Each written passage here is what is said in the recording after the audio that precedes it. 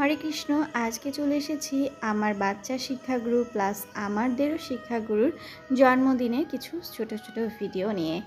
এখানে প্রসাদের অনেক রকম আয়োজন করা হয়েছে। প্রত্যেক মাতাজি নিজ নিজ দায়িত্বে নিজে নিজে রান্না করে এখানে প্রসাদ দিয়েছে প্রভুর জন্মদিন উপলক্ষে। আর এখানে একটা কেকের আয়োজন করা হয়েছে।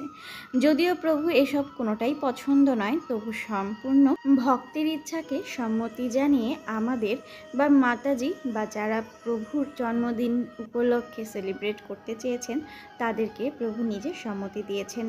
যাই হোক, এখানে ছোটোখাটো একটা কেক কাটিং করা হচ্ছে। এক প্রভুকে মালা পরিয়ে দিলেন, তারপর প্রভু বিপরীতে আবার তাকে মালাটা পরিয়ে দিলেন। এটা হচ্ছে এক ধরনের সম্মান, কারণ উনি অনেকটাই আমাদের সিনিয়র, কিন্তু তারপরও হচ্ছে এখানে প্রভু তাকে পিতা সমতুল্য সম্মান দিয়েছেন। এখানে সমস্ত মাতাজিরা কেকটা কাটিং করছে, প্লাস আমিও একটুখানি ধরে নিলাম, যেহেতু এটা প্রসাদ ভগবানের চরণে চলে গেছে আগেই। তারপরে এখানে একটা ফুলের তোড়া প্রভুকে উপহার হিসাবে তুলে দেওয়া হয়েছে। ভক্তরা নিজ নিজ সামর্থ্য অনুযায়ী প্রভুকে প্রণামী দিয়েছে। আচ্ছা, প্রণামী বলতেই যে শুধু অর্থ তা কিন্তু নয়। কেউ চিত্রপট দিয়েছে, আবার কেউ বস্ত্র দিয়েছে, আবার কেউ ফুল দিয়েছে। এক একজন ভক্ত এক এক রকমভাবে প্রভুকে উপহার দিয়েছে। তারপর আমরা সবাই মহাপ্রসাদ পেতে বসে গেলাম। প্রভু এখানে প্রভুদেরকে প্রসাদ বিতরণ করছে, আর আমরা বসে গিয়েছিলাম সবার আগে। কথাই তো আছে লেডিস ফার্স্ট, তাই আমরাই আগে বসে পড়েছিলাম। যদিও প্রসাদটা আগে পাওয়ার ইচ্ছা সবসময় সব জায়গায় বেশি থাকে, কারণ পরবর্তীতে বসতে ইচ্ছা করে না, কারণ ভালো ভালো প্রসাদ সব শেষ হয়ে যায়, পরে পেতে পারি না। এই যে এখন ভাত, একটা করলা আলুর ভাজা, তারপর এখানে একটা কাটলেট, তারপর আমি আমার ছেলেকে ভাত বেশি হয়েছিল তুলে দিচ্ছিলাম।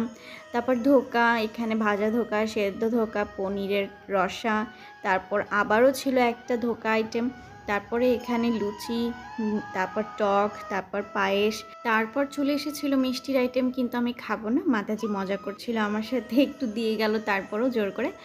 যাই হোক, সবাই এখানে প্রসাদ পাচ্ছে। আমি সবসময় প্রসাদের ভিডিও করতে খুব পছন্দ করি, মানে মহাপ্রসাদ তৈরি হবে সেটা আমি পাবো, আর ভগবানের প্রসাদ শেয়ার করতে এটা তো কোনো সমস্যা নেই, কারণ ভগবানের প্রসাদ সবাই দর্শন করতে পারে।